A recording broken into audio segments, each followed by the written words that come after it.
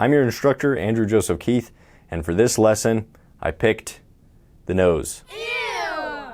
That's what we're going to be going over, the nose.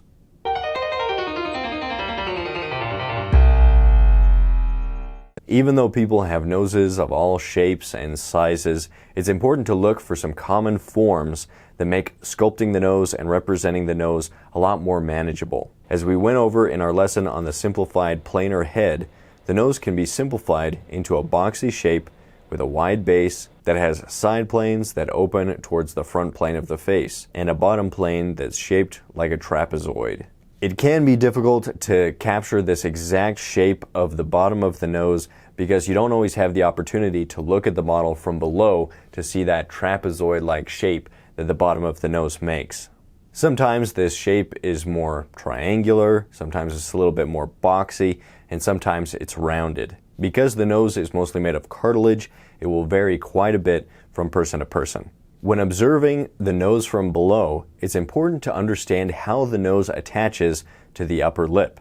Beginners tend to stick the nose onto the face as if the nose was stuck onto a flat plane, but the actual transition from the nose to the upper lip is much more interesting than that. This upper part of the lip is shaped as if the nose, the wings of the nose, were pinching that upper lip. It's like the wings of the nostrils are clamping on to the upper lip where the nasal septum is. The nasal septum is the part where the nose transitions to that upper lip. If you feel the base of your nose, that bony bump is the anterior nasal spine. And then the cartilage of the nose, the nasal septum, right there, comes off of that, and then the wings of the nose pinch on either side, making the lip look like it's pushed forward in space. When looking at the nose from the side view, this means that the nostrils extend back behind where the nose transitions to that upper lip. A lot of people try to push this upper lip back and then push this nostril forward, but as you can see, it doesn't look right. The nasal septum contributes to the shape of the nostrils. And because the nasal septum is a little bit wider here, and then it kind of narrows as it goes towards the tip of the nose, it makes this bean shape for the nostrils.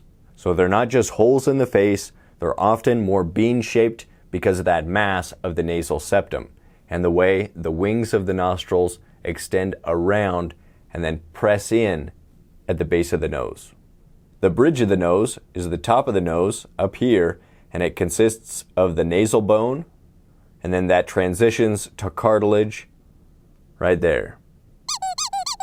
And then that transitions to the ball of the nose, this area right here.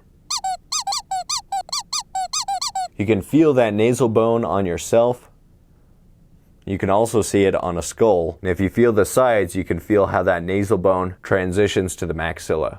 A common beginner tendency is to make this transition too abrupt, but in reality, it's a really soft transition from the side of the nose over to the cheeks.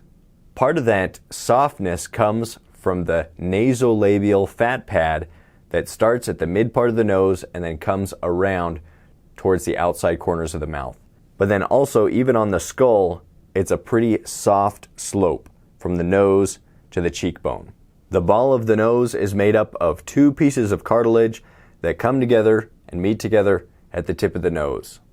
These pieces of cartilage are called the greater alar cartilage. On me, you can actually see a little bit of a separation between these two pieces of cartilage. There's kind of a little dent at the tip of my nose. If I feel the tip of the nose, I can feel the two pieces of cartilage that come together at that tip of the nose. Sometimes you can see this, sometimes it's too soft to notice. The wings of the nose are these babies. Let's look at the nose from the side view. Now you know what a nose looks like. You're welcome. The shape of the nose from the side view is important to capture accurately, especially if you're trying to capture the likeness of a specific person. So this will be part of that profile line that we establish when we start a portrait. Depending on the person, the nose may be pointing up, forward, or down, so try to get that angle right. The transition from the forehead to the nose is generally softer of a transition and more of an S curve in women, and in men it tends to be more abrupt. Boom, boom, boom. So you can see on me that there's that distinct dip inward, but on many women it would be more of a soft transition because they don't have that thick brow, that thicker frontal bone. A good way to practice capturing this silhouette or outline of the nose is by doing the profile pancakes that we went over in the first assignment for this course. Now let's go over the process of sculpting a nose. Just like with the head, I like to begin with the profile of the nose to establish the silhouette from the side view before worrying about any of the other information. With a photo reference of the side view of the nose, you can use your sculptor's cheat sheet and hold the nose directly up to the larger reference on the screen. Make sure that the nose extends far enough out from the study board so that we have enough depth for the transition to the eye sockets, the cheeks, and the upper lip. Now that the silhouette is established on the center line, we can draw in some guidelines, then we can add in some clay to represent that ledge of the forehead. Next, I'm going to come down and establish the mound of the mouth. Once that's in place, we can lay in some clay on either side so that we have something to build the structure of the nose and the cheeks off of. To establish the nostrils, we can observe the side view and again make sure that the shape and distance back from the profile line of the face is accurate. Again, notice how the nostrils travel back behind where the lip connects to the nose. Now we can turn to the front view and try to establish the shape of the nose from the front. Pay attention to the nostrils in comparison to the tip of the nose and the shape of the nostrils, as well as the shape of the wings of the nostrils. It's helpful to look for plane changes in the nose. Where do the forms change direction? And are these plane changes abrupt or soft? And then take some time to smooth out the forms and finalize the details, refining and defining the sculpture. In the premium course, I have the full-length demo of this self-portrait sculpture assignment. And so if you're really interested in mastering portrait sculpting, I hope that I'll see you in the premium course. Your assignment is to do one nose study sculpture, life size or a little bit larger, and this should take about an hour to 2 hours. As you can see, it doesn't need to be perfect. I haven't smoothed out the texture or anything, but it's pretty well established and the forms are all there. This is just a great exercise if you're trying to master sculpting the nose.